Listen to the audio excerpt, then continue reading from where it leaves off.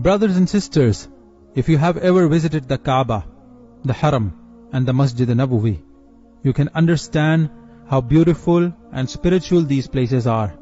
We feel emotional and connected and indifferent to worldly matters when we go there.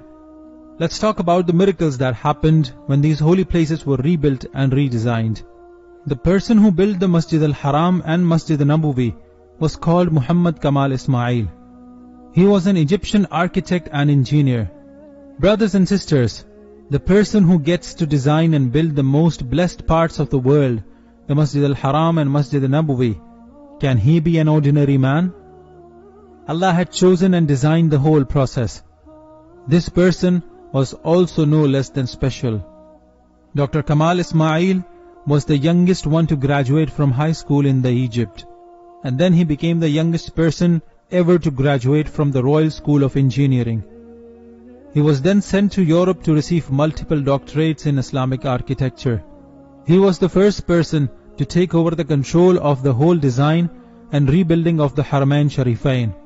Despite his excellence and degrees and experience, he refused to take even a single penny for completing this lengthy, difficult task.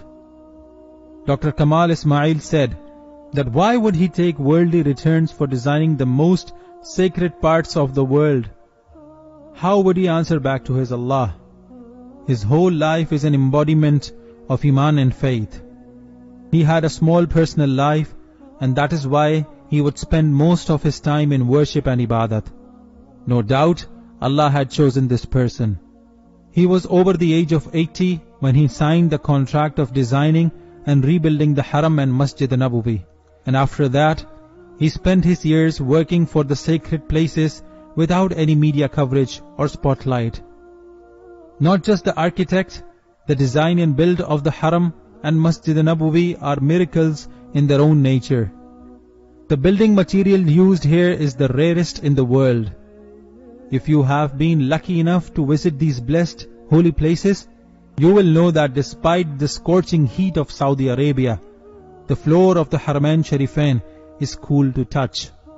This is because the white marble used there is a rare kind of snow-white marble found in Lebanon. Dr. Kamal went to Greece and bought that rare mountain where this marble was found. It is known for its extraordinary shine and white color and thermal properties. It gets rid of the heat in the air and feels cool to touch on the surface. When the construction of the Masjid Nabawi began, the King of Saudi Arabia asked Dr. Muhammad Kamal Ismail to use the same snow-white marble. The marble he had bought for the Haram was 15 years ago. He wasn't sure if that company still had it. Anyways, he went to meet the executive and told him the story. As expected, the marble had been sold out completely. Dr. Kamal left the room, but just as a ray of hope, he asked the secretary to please find the person who bought that marble. She said, "It is difficult, but you can drop your number and I will let you know if I receive any information." The next day he received a call from the secretary. She had found the company who bought the rest of the marble 15 years ago. When he looked at the details she sent, Dr. Kamal was astonished. The company was based in Saudi. He immediately took his flight, landed in Saudi Arabia, and went to meet the owner of the company. He told the whole story. The owner of the company asked his staff to check where they used that marble. Surprisingly enough, the marble was still there in their storage. For 15 years, that marble was waiting for Dr. Kamal to come and use it for the building of Masjid Nabawi. He broke into tears, gave the owner of the company a blank check and asked him to charge whatever he wants to. The executive of the company refused to take a penny. Brothers and sisters, we are talking about the Masjid Nabawi, the mosque that Rasulullah Hazrat Muhammad sallallahu ta'ala alaihi wasallam built with his own hands. This was the place which his she-camel chose, and this is the masjid in which the Khalifa Rashideen, Hazrat Abu Bakr and Hazrat Umar radiyallahu ta'ala anhuma put the bricks side by side, equal to the Prophet's brick. This was the holy place where Hazrat Aisha and Hazrat Sauda radiyallahu ta'ala an had their homes.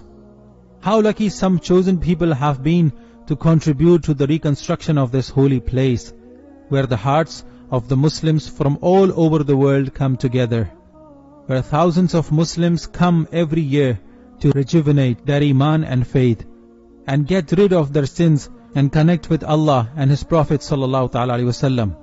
This makes us extremely nostalgic and emotional, knowing that this man has spent his precious experience, time and years in building the Masjid Nabawi with full heart and passion. He could have taken other projects and made billions and left a lot of money for his coming generations. But Allah had chosen a man of faith and iman for the construction of this holy place.